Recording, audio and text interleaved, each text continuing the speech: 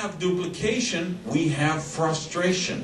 If we don't have duplication, we don't have residual security. If we don't have duplication, we don't have passive income. We don't have long-term income.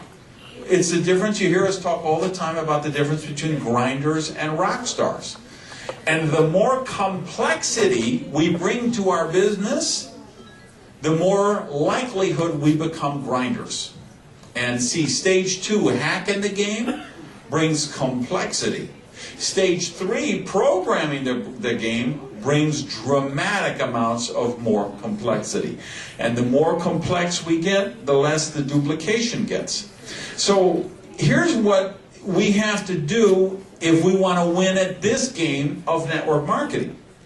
We have to stay at level 1. Even though level 2 looks sexy, level 3 looks even sexier. The business, the game of business is won and stays won at level 1. What are the core foundational skills of our business? You've heard me talk about these pretty much everywhere in the world. I've gone and done this presentation where I've talked about the 4 basic skill sets we need to be proficient in the early years of the business. These 4 are, number 1 is the ability to meet people. Number 2 is the ability to work a candidate list. Number 3 is inviting. And number 4 is follow-up. So, the ability to meet people, work the candidate list, inviting, follow-up. That's how to play the game to win. Now, if we want to be a skilled player at the game, there's 2 more skills, which is the ability to present and leadership development. That's number 5 and number 6, presenting and leadership development. And of course, when we introduce people to the business, it's not necessary that they know number 5 and 6. That's why we've created the cash flow class. That's why we have the major events. That's why we have the websites, the Gel Freedom sites and the other sites, the team sites, the things that we have, so that people don't have to know how to make a presentation when they first join the business. They don't have to know how to develop leaders. They have to learn the 4 basic skill sets. So what we do is we get down, we taproot in the group, we rotate the pattern. So we're teaching people, if they're very good at one of the skill sets, we're working with the other 3. If they're good on 2 of them, we're working with the other 2. We keep changing as we go down. We all build the left side, the right side, what we would call the running leg of the organization. So we let a new person know, hey, I'm going to be helping you build your organization. I'm helping you build this running leg, helping you develop these skills so that you will be able to do the same thing on the inside leg. And you will work with your people and help them develop their skills so they can build the outside leg. And then you help them, they work the inside and help their people develop the skills inside, outside, inside, outside, inside, outside. That's how the organization fleshes out. That's how we create true duplication, and that's what creates the passive income. Now, so to do that, we need to tell everybody, of course, everyone's responsible to build both sides of their organization. We don't guarantee anybody spillover. We don't guarantee them we're going to build a line for them or cook a line for them. We let them know everybody's responsible for building your 2 sides, but as your sponsor, I'm going to help you work down this line and help you develop these skills. So that's how we play the game. If we just did that, and you learn those skills, and you repeat, you practice those skills, and you repeat. You practice those skills, you repeat. You practice those skills, you repeat. You become a diamond director. But that's not what happens. Because we want to hack the game. Don't we? Say, wow, doing all those cash flow classes or doing all those PBRs or having to talk to, there must be a quicker way. there must be an easier way.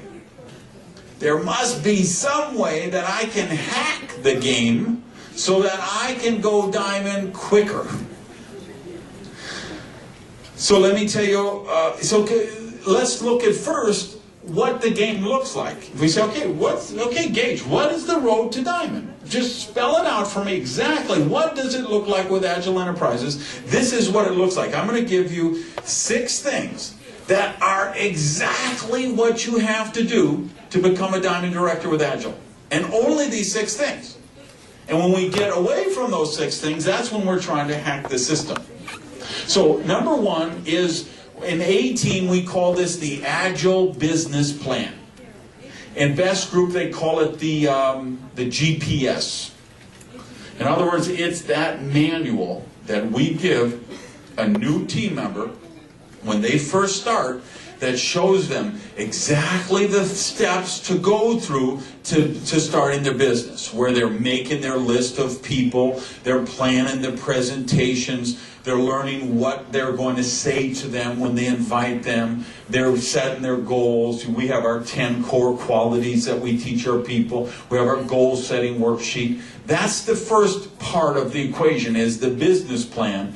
And the key part of that is the major blast, where we say, hey, during this time, this part where you launch your business, you're going to expose the Agile opportunity to at least 100 people your first month in the business. Now, that doesn't mean you make 100 presentations or you sponsor 100 people. No, it just means you give 100 people the opportunity to look at Agile. So that's the major blast, with the idea that, hey, if we really get out there with passion, intensity, and urgency, and we show this to at least 100 people, we're going to sponsor 10 or 14 or 17 or something. We're probably going to qualify from President's Club, and we're going to get a very good start in the business. Second month, same thing. We're going to expose the business to at least 100 people, give them a chance to look at it, so we can get 11 or 13 or 15 people qualify for the President's Club again, and then we've got some traction going. We've got now 4 or 6 or 7 more serious people of the 14. These are the people we can go down, taproot, do some meetings with them, develop that line, and drive it all the way to China. That's how we want to grow the business, right? So that's the first element, is step 1, the business plan, or the GPS, depending whatever team you're on. And if I say anything that seems contradictory to you guys in other lines, I want you to counsel with your upline corporate director, senior director, or diamond director. Because if you are doing something different, check with them and they will let you know. I don't want to mess up anybody else's business or system. I'm trying to talk about the general principles, which I think all of the lines in Agile pretty much follow these same principles. We might use some different names for tools or events, but we pretty much are following a similar pattern. So the first element is the business plan, or the GPS. The second element is, for A-Team, our cash flow class. And other groups may be calling it PBRs. You may be doing one-on-ones. You may be doing home meetings. But what this is the basic presentation where we're getting these prospects to. In other words, we've done the inviting stage. What are we inviting them to look at? And in our case with A-Team, our cornerstone of this is the cash flow class. For other lines, it may be one-on-ones, it may be PBRs. I want you to check upline with them, and they will tell you what that is for you. But I will tell you, in all the lines, that's where the business is built. It's getting people to that third-party presentation, where it's not you making the presentation. You know, if you said to me, okay, Gage, tell me one thing which would be $1 million tip, it would be